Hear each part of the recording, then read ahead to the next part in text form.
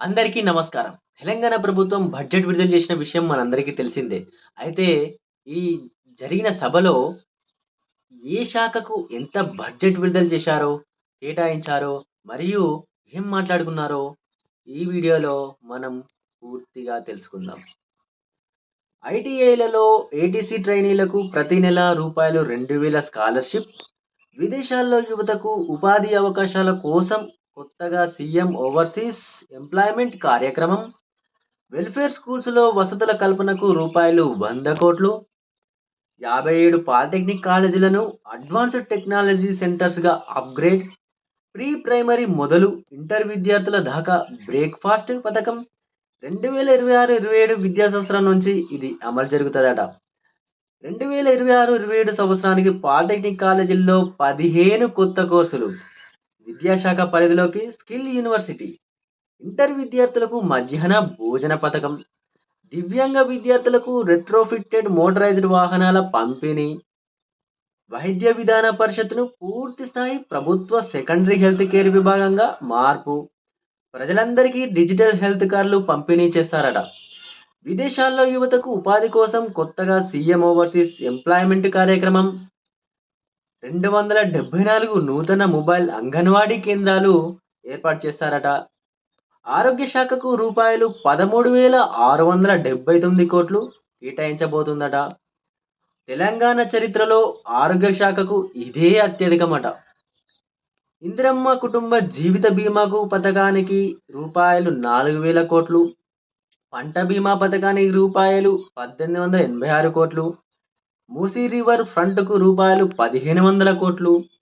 Cure area అభివృద్ధికి రూపాయలు 2,654,00,00,000. ఉస్మానియా యూనివర్సిటీకి 1,000,00,00,000. ఎంప్లాయీస్ హెల్త్ స్కీమ్‌కి రూపాయలు 1,056,00,00,000. ఎస్సీ కాలనీలో మౌలిక వసతుల కల్పనకు 1,500,00,00,000. పంచాయతీరాజ్ రోడ్లకు రూపాయలు 2,062,00,00,000. రోడ్ల భవనాల శాఖకు 6,416,00,00,000. హ్యామ్ రోడ్లకు రూపాయలు 3,053,00,00,000. రీజనల్ రింగ్ రోడ్డుకు రూపాయలు 1,525,00,00,000. రాజీవ్ యువ వికాసానికి రూపాయలు 5,800,00,00,000. యంగ్ ఇండియా ఇంటర్నేషనల్ స్కూల్స్‌కి 5,000,00,00,000. ఇందిరమ్మ ఆత్మీయ భరోసాకు రూపాయలు 600,00,00,000. పవర్ సబ్సిడీకి రూపాయలు 14,000,00,00,000. బియ్యం సబ్సిడీ రూపాయలు 3,000,00,00,000. కళ్యాణ లక్ష్మి, షాదీ ముబారక్ కోసం రూపాయలు 3,683,00,00,000. విద్యార్థుల డైట్ ఛార్జీల కోసం రూపాయలు 2,170,00,00,000. స్కాలర్‌షిప్‌లకు రూపాయలు 4,343,00,00,000.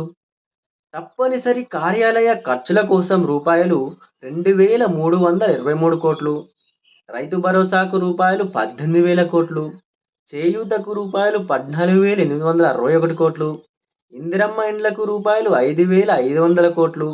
మహాలక్ష్మి కోసం రూపాయలు 4,305,00,00,000.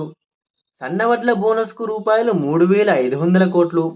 గృహజ్యోతి 200 యూనిట్లు ఫ్రీగా ఇస్తున్నారు కదా! అందుకోసం రూపాయలు 2,080,00,00,000. రాజీవ్ ఆరోగ్యశ్రీ పథకం కోసం రూపాయలు 1,143,00,00,000. మహాలక్ష్మి పథకం కింద ఎల్‌పీజీ సబ్సిడీ రూపాయలు 723,00,00,000. పంచాయతీరాజ్ మరియు గ్రామీణాభివృద్ధి కోసం రూపాయలు 33,688,00,00,000. సారీ 33,688,00,00,000. సాగునీటి ప్రాజెక్టుల కోసం రూపాయలు 22,615,00,00,000. పట్టణాభివృద్ధి కోసం రూపాయలు 17,907,00,00,000. రవాణా శాఖ కోసం 12,759,00,00,000. శాంతి భద్రతల కోసం 11,907,00,00,000. గృహ నిర్మాణం కోసం 7,430,00,00,000. రాజీవ్ యువ వికాసం కోసం 6,000,00,00,000. పరిశ్రమలు 3,490,00,00,000. పర్యాటక శాఖ 1,224,00,00,000. గోదావరి పుష్కరాల కోసం 500,00,00,000. అమ్మా! చెయ్యినొస్తుంది. ఇది ఈరోజు జరిగిన మీటింగ్‌లో బడ్జెట్ సమావేశం. Thank you.